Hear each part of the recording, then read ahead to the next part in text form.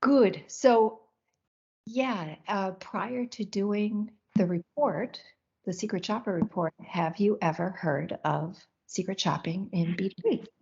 Yes, I've only come across it once. It was, I think it was Confirm It that did it with RS Components, and they were looking at the buyer's journey. So they were trying to test it to see what it was like versus what they think it's like.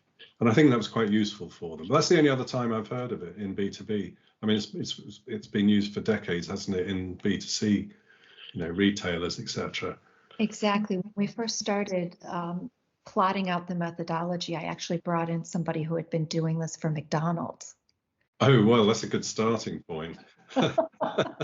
And she showed me, she worked through this whole spreadsheet on, these are all the different points they look at, because she looks at the actual shops, or the restaurants, I guess you would call it, franchise it. Right.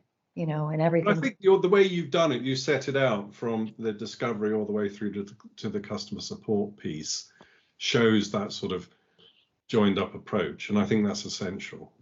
And I think it's a good way, it's a good lens to have on, what's the experience like for the people trying to buy stuff. Yeah. One of the things that perplexes me, or continues to perplex me, is there's so many people out there doing journey mapping, and companies are obviously paying them to do it. Yeah. And, they get in a room, everybody gets their little Post-it notes. It's 1 day or 2 days of brainstorming, and they map out all these things, which are basically, what service level agreements do you want to have with your point of contact with the customer? Sure. And it still perplexes me that so many people don't test that. They do it and then they live by it. Yeah, I guess it's maybe partly to say, oh well, we've done it, and therefore we're customer centric. It's a flag of convenience, really. But actually, I think it's almost totally a waste of time, because it's all based on assumption. I'm not. I think it's a good exercise to say, raise your hand if you're customer facing, and then you want to understand why those who don't think they're customer facing. Yeah. Oh, yeah. No, actually, that's a very good point. And actually, funny enough, that was one of the advantages that RS Components brought out as well. They said, for the first time, we're getting together as a team. And so, we're seeing it through the customer's eyes, or at least we're attempting to see it through the customer's eyes. So that was quite a good cultural shift. Yeah. I take back what I said. It's not a complete waste of time. I suppose what I would say is you've got to recognize that it's based on assumptions. I mean, you may have some input from survey data, etc., but often that's fragmented, and it's one department's view of how their customers think they're doing. Yeah. Our invoices are really good and easy to understand, that sort of thing. And it's not at the moment of impact or the moment that matters. It's an abstract moment after they've purchased. So it could be a year after, or 6 months, or longer. Yeah. But the thing that I think journey mapping can be good for is for all those people who raised their hands, and those who didn't, who you now get them to understand why they are customer facing. For everybody to say, here's my service level agreement at my point of contact. This is ideally what I would like this scenario to look like. So in the sales department, or, at the chat function, this is what good in our view looks like, and then to test it. Yeah, I mean, it's a starting point. Yeah. And especially in organizations which have traditionally operated in sort of departmental silos, it's a big step up. So it gets them oriented around the customer, maybe for the first time. So that's a good thing. I guess the reason I'm kind of slightly negative about journey mapping is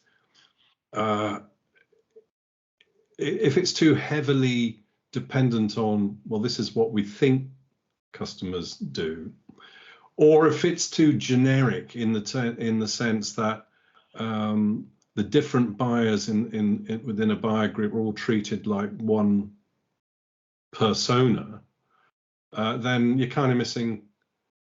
Well, there's just a lot of gaps. And also, I guess because I tend to look at customer engagement and the technologies behind it, there are so many good customer journey analytics that are able to say, well, actually, this is what happens. So these are the traffic patterns, and these are the clear bottlenecks, or this is when they keep abandoning the basket or whatever it might be.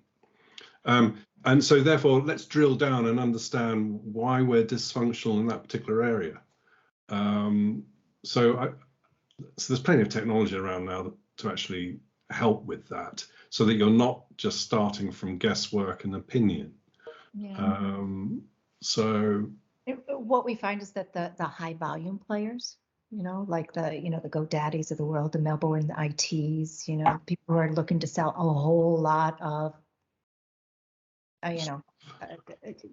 Microsoft 365 in their cases, or where the telcos should be. I kind of see them as the competition for the telcos. The telcos don't use it, but the high volume players are definitely using that type of software and looking at those patterns and doing that all the way through the process. And that's really where best practice is.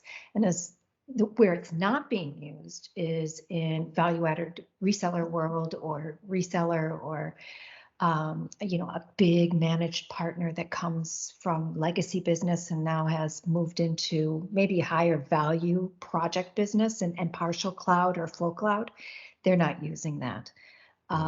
That's still lagging. Well, to be fair, I guess it's kind of still in its infancy. In B2B, yeah.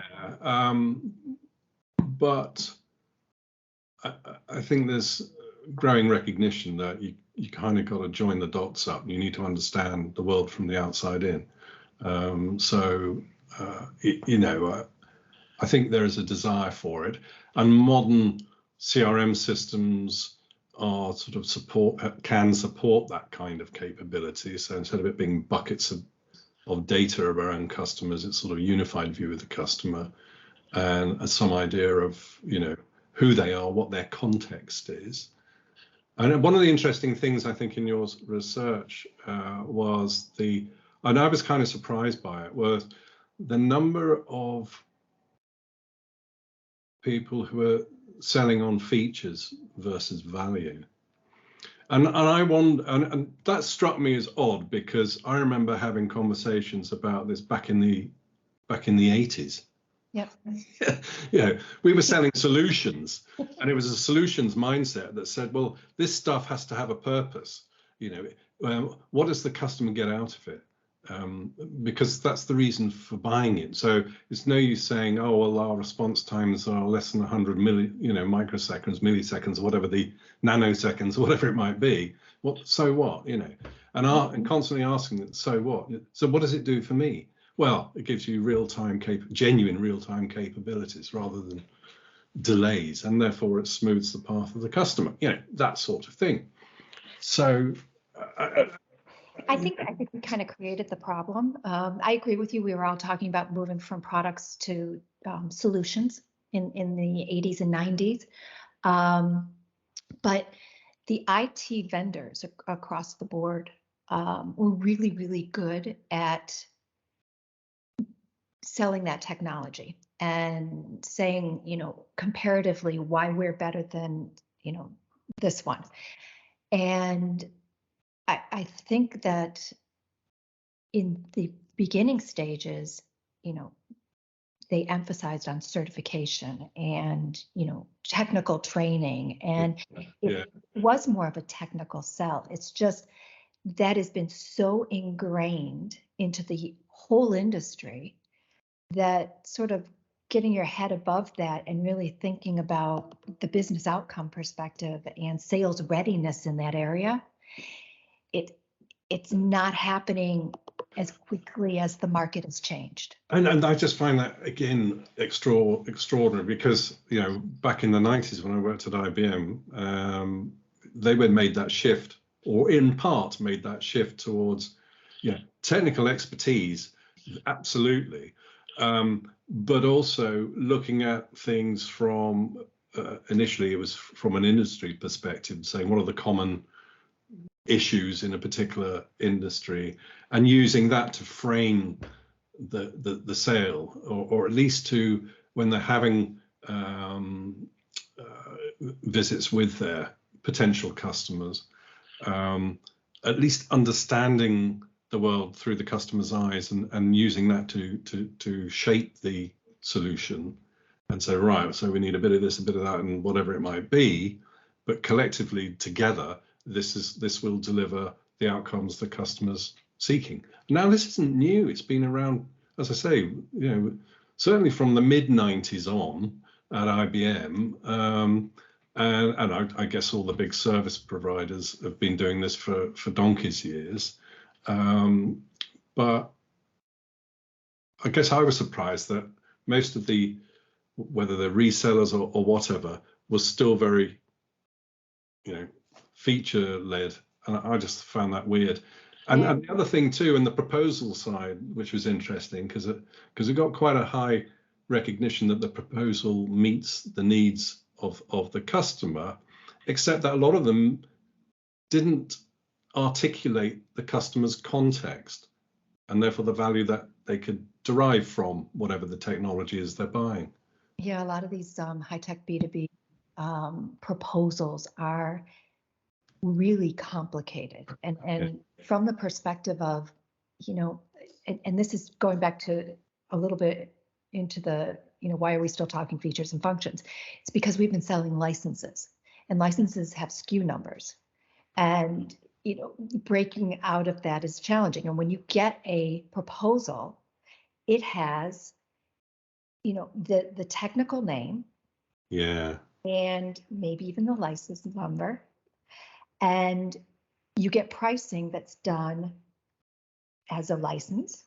So, number of people, seats, and what that costs monthly. Yeah. Multiplied by how many you need, and then they add a service on top of that, maybe a security or backup or something else. But that's sold in a different way and priced in a different way, and maybe that's done yearly. And it's not what you talk about from a business perspective on the phone. It's the actual technical names of everything. So you get the invoice and you go, this doesn't match the conversation I had with this sales rep who's been well trained and can talk to me about my business. And I don't understand the proposal.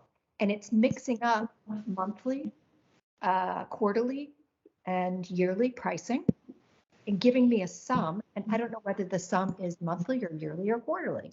Right. Per person. It's really, because the system spits it out that way.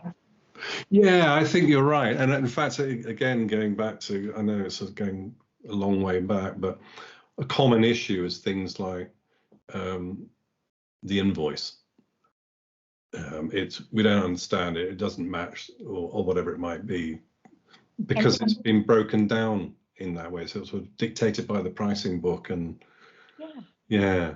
So I either say, it's translation. I'm not going to buy it, or I think, okay, I have to sit down and maybe even Google some things in order to understand what's in this proposal. Right. Yeah. And kind of educate myself to make sure that I'm not buying something I don't need. So I'm going to put that to the side, and I'm going to do it when I have time. And it delays the sale, and it delays the sale. And I see this time and again with different buyers as they get these proposals, and I say, okay, now, is it what you expected based on the conversation? And they say, I don't understand it. And back to the beginning of our conversation, I think there are actually two personas. One is the company or the enterprise, and what we in the industry still call them that instead of customers. And the second is SMB, and SMB is all around volume sales that have been historically transactional. Now, all of a sudden, all the SMBs out there are saying, wait a minute, I want an advisor and a consultant as well as you would have been offering to these big companies all along. And scaling that, the long tail, making sure that goes through on volume is really challenging. Mm. But, through Secret Shopper. That's not a problem that I have. Me neither. I have handfuls of clients. But yeah, it's something that those who are doing it well, as you saw in the report, are really above and beyond, a lot of what's in the market. They really stand out. Now is the time to really stand out. That's the upside of it. Yeah. Yeah. Cool. So thank you. We will separately talk about how we can get more data, because it's all about data, out of the reports and the analysis that we're doing, because we look at all these, over 100, I think we're up to 190 different points now. I keep saying 160, but we keep adding to the methodology. And so you'll soon need some artificial intelligence to help you with that.